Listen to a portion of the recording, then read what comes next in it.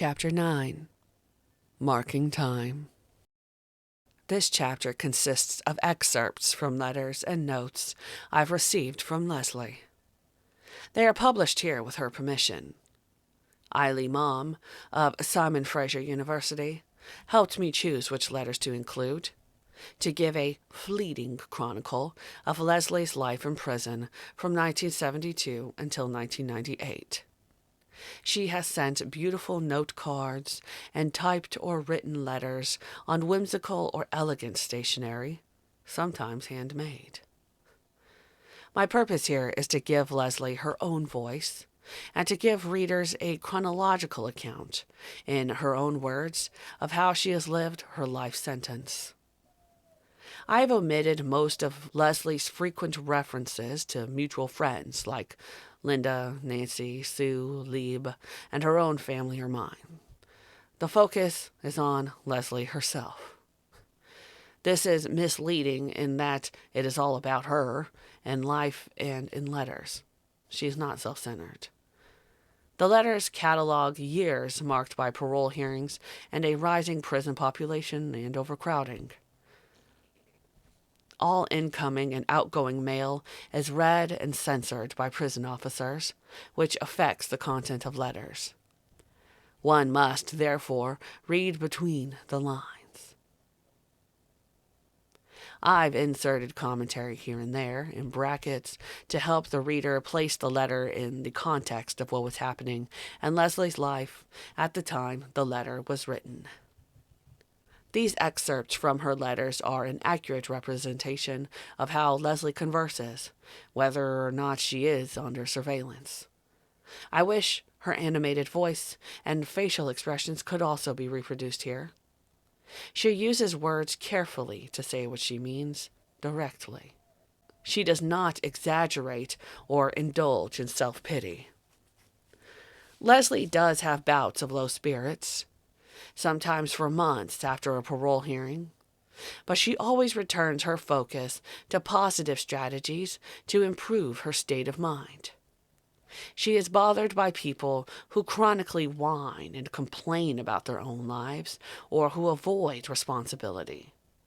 She understands with keen awareness that we all have to carry our own burdens. This does not preclude sharing tears, advice, perspective, and practical assistance with those close to her. It just means that she has deep respect for other people's emotional space and works at maintaining a positive outlook. She tries to be useful under difficult circumstances, if only by maintaining a kind disposition. Special Security Unit, 1972 to 1976. All letters from Leslie dated between 1972 and mid-1976 were written from the Special Security Unit at the California Institution for Women, Frontera. We corresponded infrequently during those years because our visits were so frequent.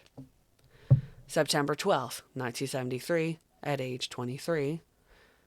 Not much has happened around here since we last saw each other. The yards are beginning to look prettier, and I'm beginning to feel more physically in shape. Today, some kind of siren went off, and we spent time watching staff trying to stop it. Rather odd thing to hear a siren.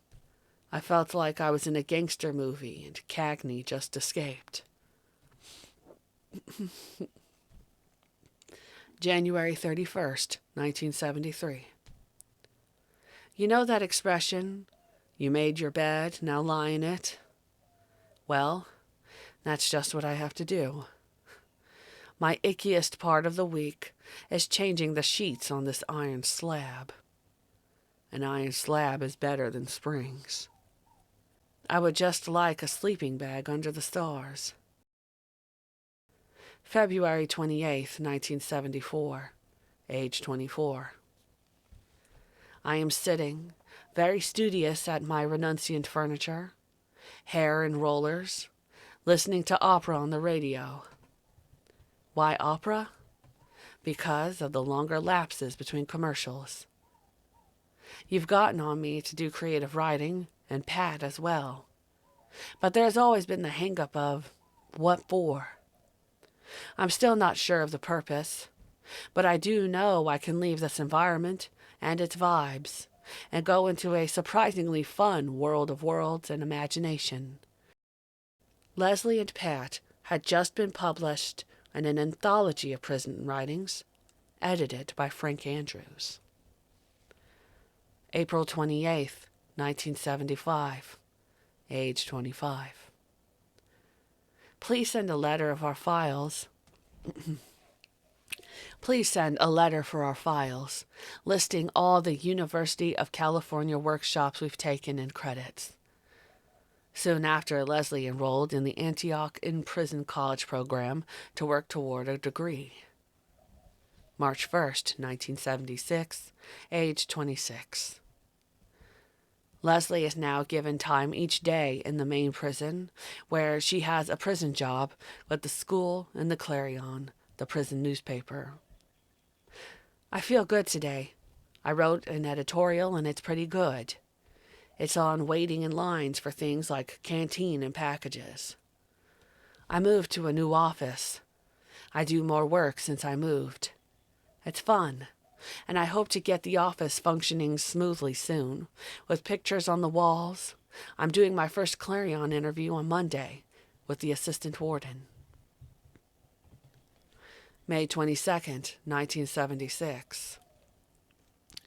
Leslie now lives in the main prison. Just to walk and talk with people is so good. It's been a long, long time. 6.5 years. December 15th, 1976, age 27. I'm on my way to the Los Angeles County Jail so that I can start trial again. I'll send you my booking number so you can visit. Sybil Brand Institute, 1977.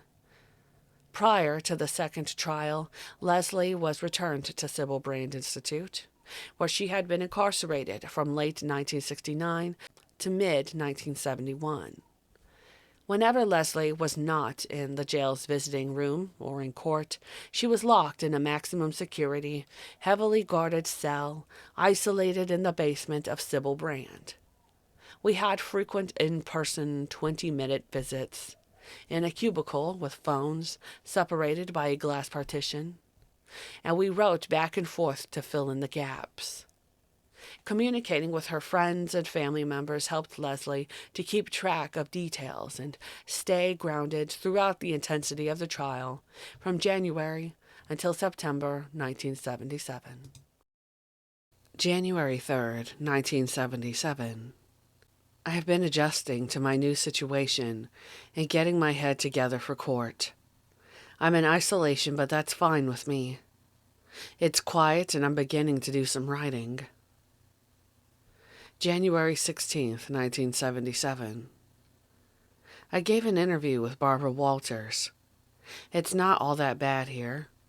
I get out of solitary an hour a day and 2 hours every other night to visit with other prisoners in the day room. April 16th, 1977. The jury is selected and now it's time to start trial. There's really no guessing as to how things are going to go. June 13th, 1977. I'm on the stand. I'm relatively calm. I haven't lost weight. I figure about 3 more weeks of court. July 20th, 1977. I'll see you Tuesday. We've been friends for 5 years now. Remember the banana split birthday party? August 16th, 1977. I'm thinking how strange it is that on the eve of my 28th year, I'm beginning to feel comfortable as a woman, becoming my own woman. August 31st, 1977, age 28. I'm in a weird space right now. Tomorrow I may hear something, verdict. I now have permission to crochet and embroider dolls' faces. They give them to little people in hospitals. I'm crocheting a blanket for myself. I'm not the same person I was 8 months ago. What do you see when you look at me? In September 1977, Leslie's second trial ended in a hung jury. Her request to plea bargain was denied. A third trial loomed ahead. September 15th, 1977. Naturally, the news was a hard blow. Hung jury and denial of plea bargain, which necessitated a third trial. And even now, I haven't accepted it fully. It's going to take time. October 4th, 1977. As always, Mama is a beautiful champ, smiling and keeping strong. I'm proud to be her daughter. October 6th, 1977. This evening, during her 2 hours in the day room, I talked with the 4 aliens, undocumented workers. 1 from Guatemala, 3 from Mexico. We had fun playing charades, drawing pictures to start learning words. Sun, sol, teeth, los dientes, etc.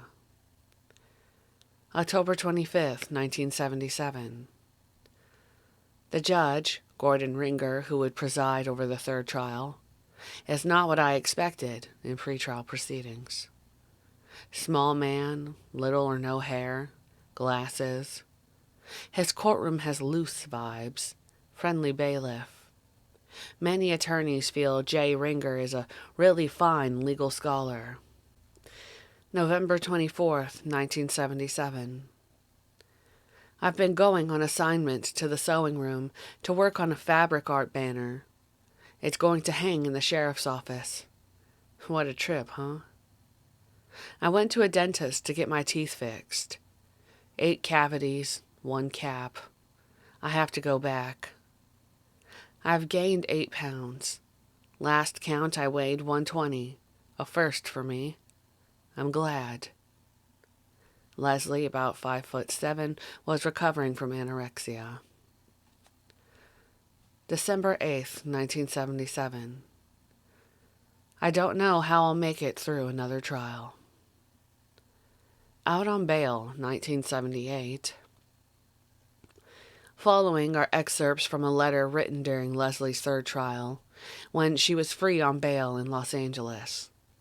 I was teaching at Sonoma State University, about 700 miles north of Los Angeles, where Leslie was staying with a friend for months of the trial. For several months, we had frequent contact, as described in Chapter 6. Early June 1978. It's almost over. I'm feeling pushed, tense, nervous.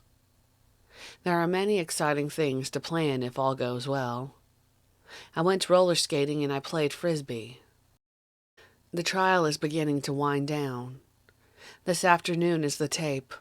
A very boring 4.5-hour tape of me not talking to police in 1970. I'm beginning to feel calmer, a bit freer since I finished testifying. It's all a matter of waiting now. I'm trying to write while the tape plays, and it's difficult to free my head from what I'm hearing. Lots of old cobweb memories. Back at CIW, 1978 to 1998, and in early 2001, she remains there. At the conclusion of her third trial, on July 5th, 1978, Leslie was convicted on 2 counts of felony murder and returned to the California Institution for Women. For a short time, she was under observation in the psychiatric treatment unit, which is maximum security, but she was allowed to go to the main prison by day for work and for interaction with other prisoners. She had good cause to believe she would soon be given a parole release date. Her return to prison came as a sudden jolt from unbridled hope to the beginnings of resignation, although it was a few years before she was reconciled to a long life in prison. From the start of her new life sentence, she made room for optimism. She trusted that one day she'd be granted parole, that she could give that to her mother and father in their lifetime. September 24th, 1978. Age 29. Although at times I'm extremely lonesome, I've decided to fill those spots with learning, reading, writing, and concentrating my energies into positive channels. November 14th, 1978. I see prison as a place where people are forced to look at themselves. The longer you're here, the longer you have to look. So many are here because they just couldn't make it. Drugs, the number one escape. To me, the prison is a place to learn about yourself so you can cope with the world outside. It was good to live outside with good people who try to not break the law. The legal system is incredible. It has a lot of beautiful ideas. I am okay. I'm feeling positive. Well, it's touch and go, but I'm more optimistic with each day. She writes that she really likes her clerk job in the medical clinic. The evenings are hard, but I have my blank pages to fill up and a zillion threads to play with, so I'm okay. I cry a lot when I'm alone because sometimes it hurts a lot. The pain is a healthy one because it keeps me focused. You'd really like my cell. I really love it the way it is. I don't know how to explain. Rainbow and earthy hues. Most things functional. I keep it as clean and crisp as possible. I'm as settled in my patterns as Pavlov's dogs. December 12th, 1978. I spent the evening in the record room with Pat, listening to Chris Williamson sing. Pat was sewing a worn nightie. I was finishing a strange skirt. Another woman was there, and it was nice to hear her sing along with Chris. She'd been to Chris's concerts. Today I played catch, volleyball, and basketball. We were all so bad at it that it was fun, and funny helps ease my nerves for the upcoming board date.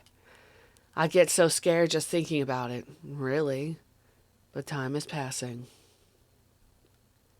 December 31st, 1978. How are you? I'm okay. Waiting for 12 o'clock to arrive so I can go to sleep after all the noise. My New Year's goals are getting heavy into school, being organized, putting out good wherever I can. Most of all, being true to myself. Not allowing the negative environment to affect my inner heart. Leslie's mother continues to visit her every Saturday. Mama is fine. She's holding up well. That helps. I worry about her so much. February 12th, 1979. In early 1979, Leslie was again denied parole. Well, I went to the board and I received a year review. I'm going to try to get closer to a BA. My head is okay. More than ever, it is clear to me that this is not my home. April 3rd, 1979. I saw Daddy recently and that was great.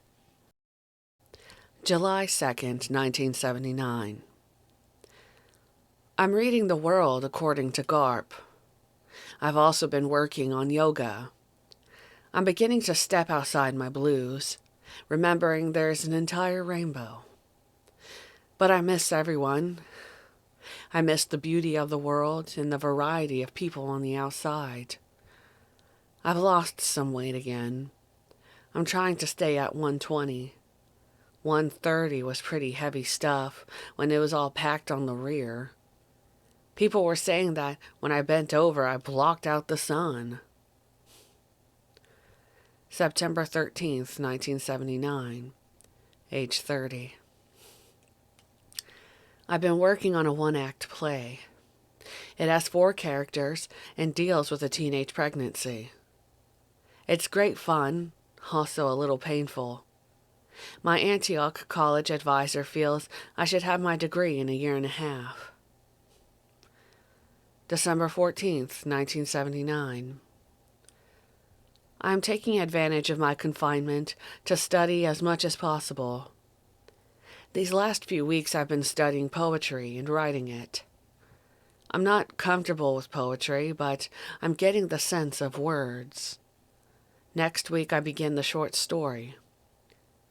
I go to the board on January 17th. Her lawyer feels quite confident. I feel quite nervous. January 19th, 1980. I had my hearing, and once again, I'm dealing with deep disappointment.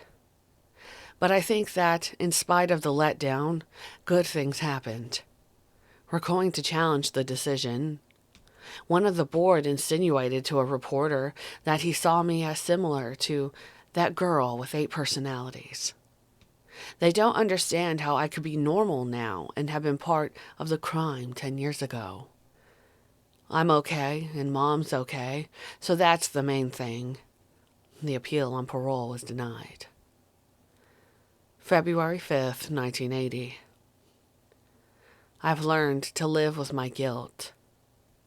One evening when it turned dark early, I was walking across the prison compound alone, and I realized this is one of the few places a woman can walk alone and not worry about rape.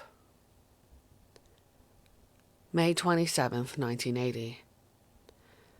I work in the school building now, as a clerk, and it's great. I have time to study.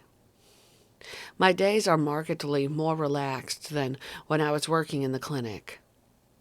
I'm hoping next quarter to begin a course on the essay. I'm uncomfortable with that form and would like to get over my shyness. I think I've pretty much worked through my bad cycle. June 15th, 1980. About her excellent instructors in the writing process. As I learn my tools, so also I must learn my soul. December 18th, 1980, age 31. Another year is gone. Another year of lessons learned.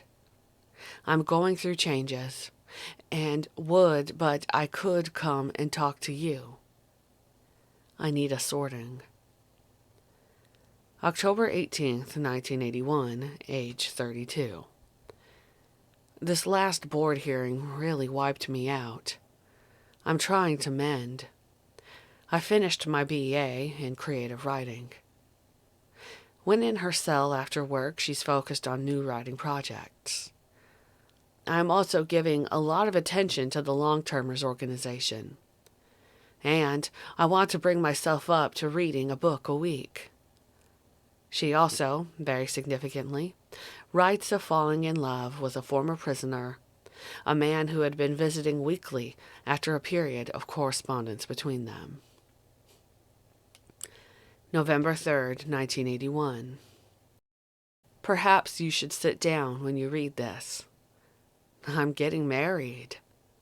Yes, I am. He is good to me, and I feel very happy when I'm with him. Please don't worry. I'm in control of my senses. In 1981, I received my PhD, and the following year returned home to Canada to work at Simon Fraser University in Vancouver. Our visits became infrequent. Our correspondence continued. February 14th, 1982. I'm really surprised at how much our marriage has affected my life. Much more than I expected. I'm getting ready for another 3-day visit with her husband and the prison's family apartment. I feel strong, but I also feel unsettled. Soon afterward, Leslie learned that her husband had continued law-breaking activity while on parole, and she immediately dissolved the marriage. Undated. I tried to remember the deep need I had for this relationship, and the greater understanding of myself that it ultimately gave me. March 13th, 1982. In April, I will begin to co-lead a series of workshops geared for women who have finished their GEDs but who feel inadequate to proceed with college classes. June 1st, 1982. Things around here have become very tense with the overcrowding. There are close to 1,100 women here now. That's in contrast to the 600 plus when you were first here 10 years before. But I have my room, and it is private and special. Because of harsh sentencing for drug possession offenses, the population of CIW peaked at over 2,500 in the 1980s. With the construction of a chain of new California prisons for women, the CIW population leveled off at around 2,000 women in the 1990s. There are now, in the year 2001, over 11,000 women incarcerated by the state of California. Christmas Day, 1982, age 33. Another year is passing us by. Each year I feel I should measure my life less on what I accomplished than on what did I learn. July 5th, 1983. Double bunking has reached Leslie's cell. The 6 by 9 foot cell must now accommodate 2 women who are strangers to each other. It's 7:30 a.m. I'm alone in my room for at least half an hour, and I'm feeling good. I must tell my new cellmates that it is only fair that she give me some time alone, like I try to give her. August 19th, 1983. I've been reading a lot of Tennessee Williams and Jean-Paul Sartre. The other day, I looked around my room and saw I was surrounded by old men. I have Einstein, Schweitzer, and Picasso all on my wall. They all have strong countenances and a sense of having done something with their lives. So it's not that I am in love with old men. It's that I want them to motivate me. Christmas, 1983, age 34. Time seems to be moving quickly. There isn't the time in a day to do the things I want to do. March 25th, 1984. I've been learning word processing in the mornings and going to work as a clerk in the school in the afternoons. We are at a 1,300 plus population. It's so tense from overcrowding, I can't describe it. I leave on the radio to put out the rest of the world. When alone, I need the talking postcard, my 5-inch TV. Still, the tension is taking its toll on me. I'm not as randomly friendly as I was. Do you think if you presented me with questions, all kinds, and I wrote you lengthy, honest responses, we could get that as a basis for a book? By this time, Leslie and I had been talking for years about a book, with ever-changing notions of how best to construct it. June 5th, 1984. It was so wonderful to see you. In response to my question about the long-ago Prison Lines editorial, different lines have different conversations. Canteen line is usually just talk about how much everything costs. Mailroom line always has one ill-informed radical who talks about what she can't wait to do when she gets out in the next 30 days and puts on a tone of militancy against all the rules and regulations. The lines for attorney visits are notorious sob stories. This place continues to go from bad to worse. The overcrowding is bringing on strong alienation between people. I have become rather abrupt and rude as a means of shielding myself from an onrush of lonely, lost souls. I read Tom Wolfe's Oh, Rotten Gotham which is very appropriate to the situation. By the end of the day, I'm too exhausted to deal with it. I come to my room and knit and listen to classical music. Talk about surrealism. She continues to work on group projects. One is a proposal for rap sessions between Vietnam veterans and women convicted of murder. There is a workable chemistry. I've experienced it. Leslie asked for and was denied the chance to study for a degree in computer programming. Prison rules at the time forbade computer classes beyond word processing, unless the prisoner was 2 years or less before release from prison. August 8th, 1984. With the overcrowding and double bunking, we are being required to cut down on property.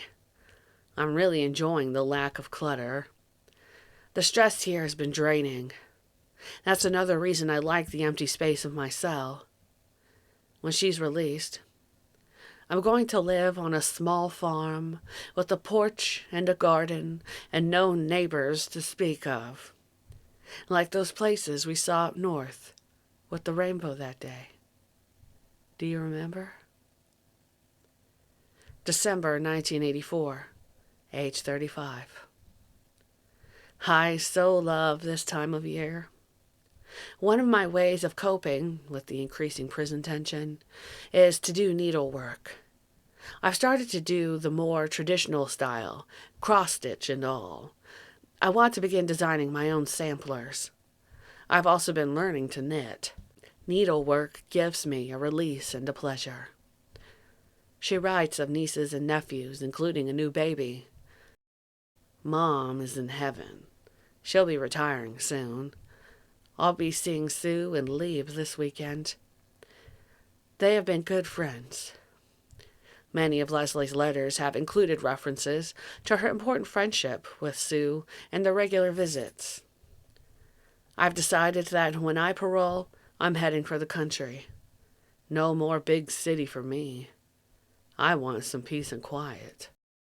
January 30th, 1985. I won't have time for a long letter. Overcrowding really depletes private time. I'd love to belong to a healthy community with ice cream socials and picnics. September 6th, 1985, age 36. Life here has been extremely stress-filled, under conditions no human being was designed to live under. We are completely double-bunked, and they're having to look to ice rooms to house even more women. I am now rooming with a woman I knew many years ago. It's not easy, but we seem to do okay. Better than most. I now work as a night clerk for the administration. I really like the hours because I'm a little less stuck in the rat maze. There are so many crowds of people bombarding each other all the time. I've also been teaching embroidery, which has been fun. December 12th, 1985. I've taken up weightlifting. It's great for burning tension and at the same time toning up. I'm doing what is called sculpting. It's really great. In the mid-1990s, the exercise equipment was removed from this and all other California state prisons. The rationale was that men who bulked up became aggressive and dangerous. In the interest of gender equality, women likewise lost their equipment. I'm doing much better coping with crowding. My new roommate and I get along well. June 6, 1986.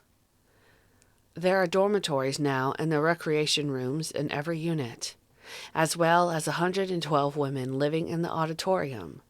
No relief in sight. I have a roommate I live with well, and that's a blessing. My new hearing is scheduled for July 11th. I try not to think about it. By the mid-1980s, Leslie's skill at introspection in the midst of chaos was being challenged. as was everyone's, by ever-increasing numbers of women coming in, each new prisoner adding to the bedlam. Their charges were disproportionately for drug possession. Unlike the 1970s, when the average age of women in prison was 30, the newcomers were predominantly in their early 20s, and they were rowdy. Prison numbers were also increasing because women were serving longer sentences for crimes that previously had short sentences. September 8th, 1986, age 37. This is about the third letter I have started to you today. Not today, this week. It's very difficult to concentrate. The prison has become one big bomb blast to the nervous system. There are people everywhere, aggravations at every turn. There is no room to move around, to think, no time of silence, to reflect. This all sounds so negative. It is. It takes a certain attitude to survive. I am managing to deal with all of this. Ooh. It just takes a lot out of me. I fight to stay alive, meaning my spirit. I think I'm doing okay. March 16th, 1987. 2 evenings a week I attend AA. The board required it, and at first I was resentful. But now it is okay. I appreciate the honesty of those who are part of the program and share their stories. They are not easy to tell. In June 1987, the Friends of Leslie newsletter gave attention to her upcoming July hearing with the parole board. Leslie wrote to her supporters, "One of the foundations of AA is the Serenity Prayer, a portion of which I find myself using again and again. Grant me the serenity to accept the things I cannot change, courage to change the things I can. There are 2,500 women in a prison designed for around 900. With the message of the prayer, I find renewed strength." July 31st, 1987. In July, despite Leslie's joining AA as recommended, parole was again denied. False encouragement from the board only to be slammed down, acting as avenging angels for the deceased, all justified. I must just move forward a moment at a time. December 19th, 1987, age 38. I am looking forward to 1988. My roommate and I are now working on our 3rd year of living together. It's amazing how we manage to adapt. It feels strange now to be in the room alone. I go to the field and sit quietly sometimes. April 2nd, 1988. I have started writing again, a short story about an old woman in here who has given up. Her spirit has died, and now her body follows. The teller of the tale cannot accept the surrender. There are those of us who keep an eye out for each other, so it's not as bad as it could be. December 6th, 1988, age 39. I'm going to the board again this February. The DA said I had no heart. I'm preparing a statement. I'm not certain that I'll be able to read it, but I'm going to try. February 12th, 1989. I have disappointing news. The Ninth Circuit Court of Appeals recalled its decision to take me to the board this year. No one knows why. Congratulations on reaching 50. I was 33 when we met. She writes of the pleasures of the children in my life, her nieces, nephews, and friends as children. I wrote to the Board of Prison Terms, inquiring as to why her hearing date was recalled. In their reply, they thanked me profusely for writing, reminding me that The Board of Prison Terms is always interested in comments from family members and friends of inmates. The letter then said, she will receive a parole consideration hearing in July 1990, which they later pushed up to December 1989. November 7th, 1989, age 40. I paid close attention to stress. People were not designed to live so closely. The new prisoners are different. They are young and aggressive, and most of all, they are scared. The court has now scheduled a hearing for December. Here I am, at 40, growing up. I spend my time, before and after work, reading, writing, working out regularly, and doing needlework. I work hard at my state job, clerking for the prison administration. Time passes and my days are full. December 2nd, 1989. Preparing for these hearings is difficult. I've just had so many disappointments, and I keep praying I'll be able to handle yet another one. It keeps getting harder. I'm not certain what I'd do if I didn't have people who care for me. In here or not, this is a good time of the year, a time to honor good tidings and birth. In an unusual move that gave hope, the board requested that the prison officials bring in a psychologist who is independent of the prison to analyze Leslie's state of mind. His findings were entirely positive. January 20th, 1990. As you know, I received a 2-year layover. All in all, the hearing went well, and I feel positive. I was found rehabilitated. They acknowledged the findings of the psychiatrists. The most important thing for me was that I was calm going in. I was able to handle myself effectively in the hearing, and I haven't felt like scum since the hearing. I've never before been to one of these things where they didn't manage to make me hate myself. April 7th, 1991, age 41. I stay busy before and after work. AA/NA, therapy, special programs, reading, writing, handwork, and recently, painting. Except for the obvious, I can't complain.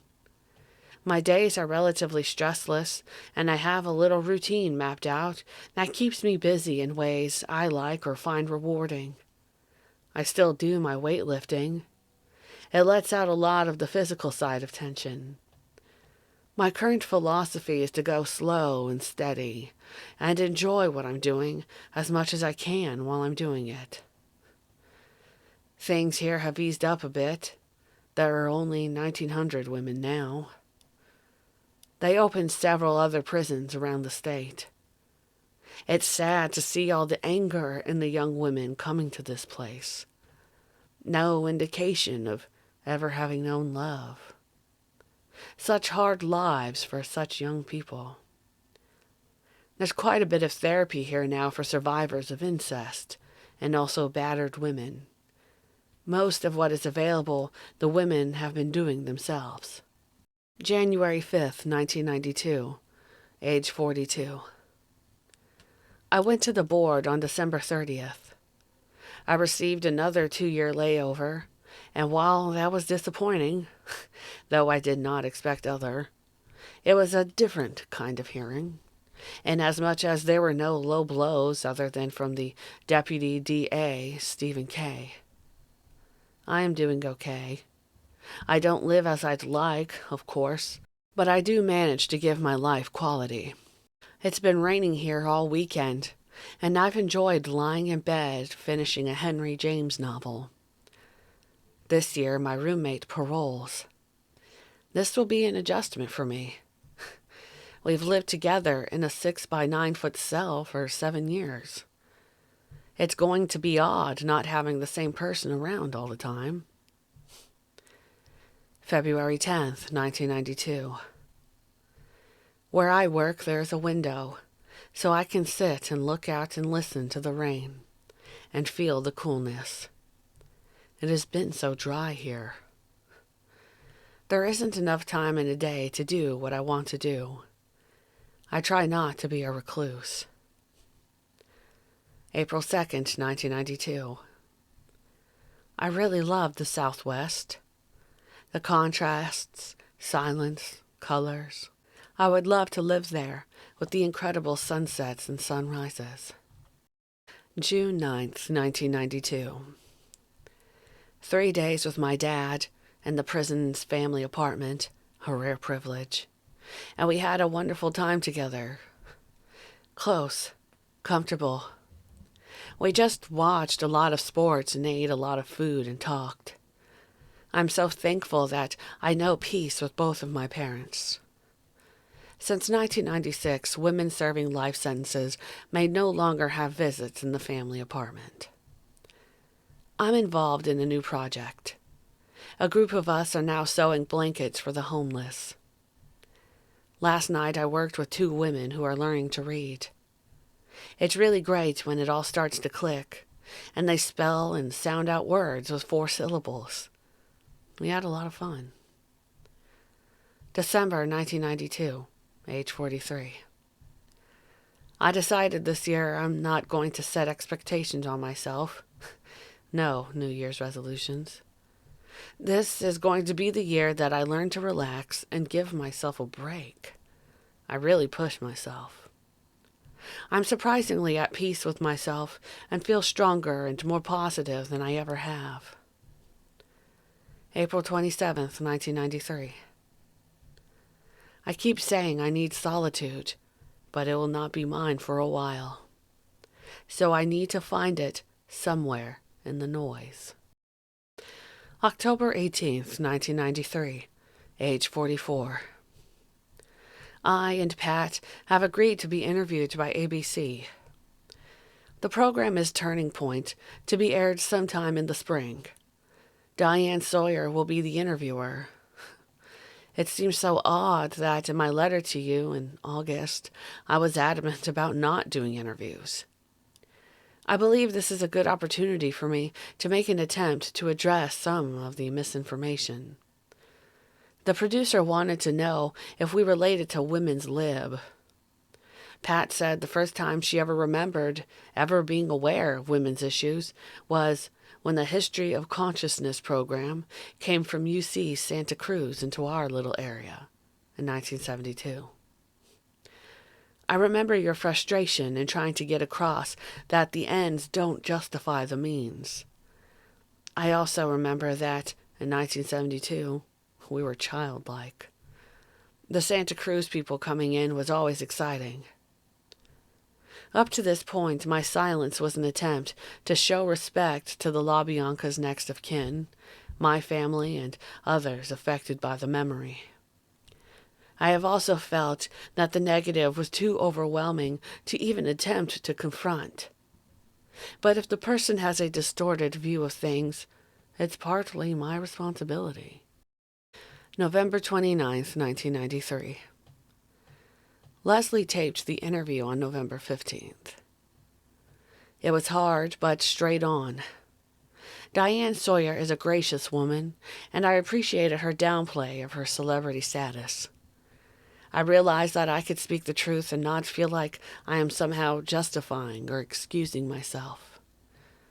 I talked about a new generation of fringe teenagers who think it's cool to wear Manson's image on a t-shirt. Manson is using the DA's rhetoric to pull in kids. December 1993. If each of us maintains the true spirit of this season throughout the year, we will have made the world a better place. I felt that because the crimes were such a negative statement to end the 60s, that I have had no right to speak on social issues. It feels good to be discovering my voice. January 20th, 1994. I received another 2-year review. My spirits are good. I know what I need to do. May 4th, 1994.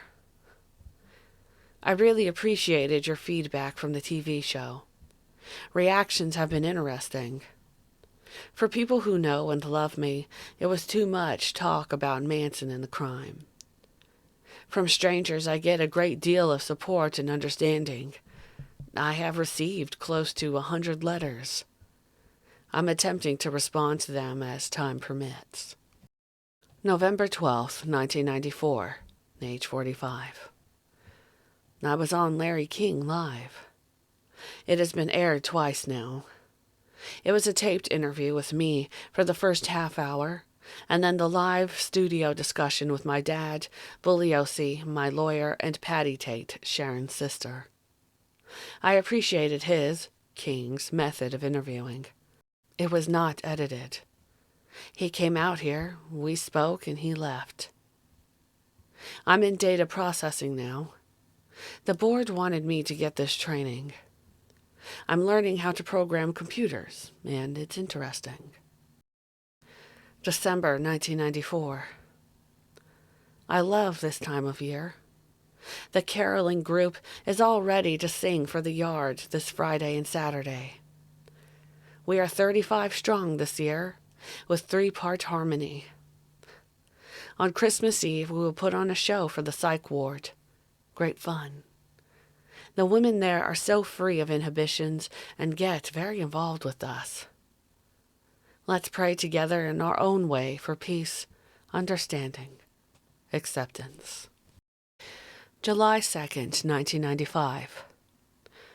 Governor Pete Wilson has stopped virtually all paroles of life prisoners. Women who had dates have had them taken away. We have recently lost all group therapy for life prisoners, and at the same time, the board continues to recommend therapy. A new common reason for denial of parole is that we have not dealt with our crimes. The panel denies parole because the prisoner needs more insight. She has learned of an intensive therapy regimen being used in a men's prison in British Columbia and asks for information about it. There is no interest in women in the prison system. Every time my roommate writes someone for legal advice, she is told they'd love to help, but they are busy with San Quentin, etc. I'm learning to program computers. I'm still involved in tutoring and other volunteer work. I'm doing okay. Many of us are learning to turn to each other for strength, and we are encouraging each other to overcome helplessness and hopelessness. We are finding the strength of friendship. September 24th, 1995, age 46. Beginning in 1995, Leslie and I were able to speak on the telephone from time to time and have continued to exchange occasional letters. It was wonderful talking to you. Now that we can speak, the distance and length of time between visits won't seem so vast. Leslie is preparing for a parole hearing in the spring. It takes a lot of soul-searching to know I believe in myself. All the DA's rhetoric about her involvement with Manson's crime is going to have to be confronted with simply stated fact, and that is much harder to do than it sounds.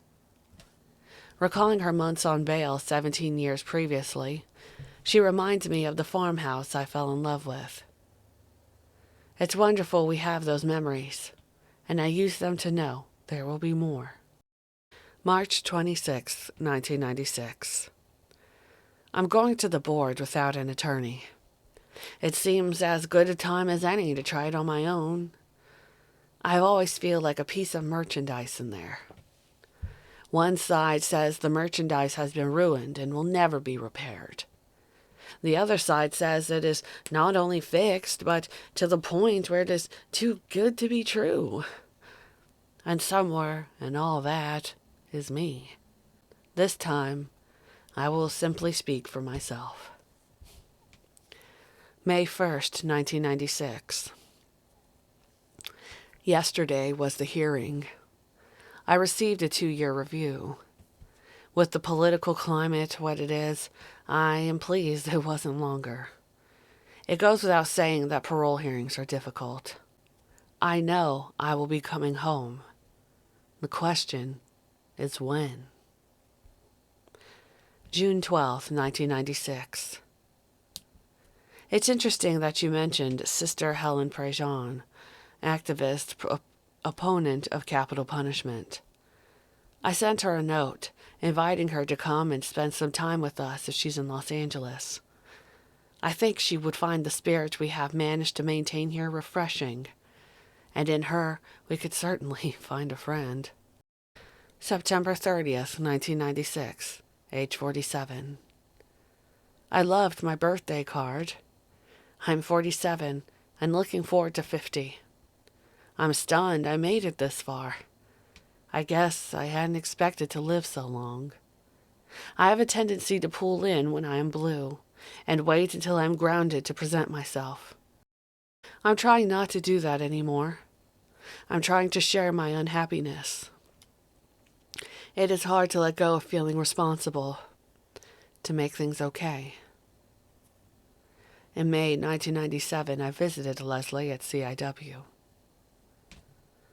July 28th, 1997. It was more than wonderful to see you. Our phone has been out of order for close to a month now. I will phone you as soon as I am able. October 14th, 1997, age 48. Thank you so much for my new books. They will be great winter reading. Reflecting on the lack of solitude. I was thinking of years ago when they started double bunking, and how at first I did not believe I could deal with it. Now it is odd not having that person there in the cell with her. A change can become a new way of living rather than a loss. January 28th, 1998. Referring to her prison job and volunteer activity. I work at slowing my pace, to give whatever I am doing my full attention, and it gives me more pleasure, and I get more done this way. I take tasks at small increments. I feel that I am doing much better with the pressure. I have a Walkman to listen to cassettes. This way I could check out books on tape. I'm enjoying the books you send. I read a short story before I go to sleep. The book, edited by Paula Gunn Allen, is particularly good. Things are good for me right now. And that is Carlene Faith's book, The Long Prison Journey of Leslie Van Houten. Leslie was not paroled until 2023.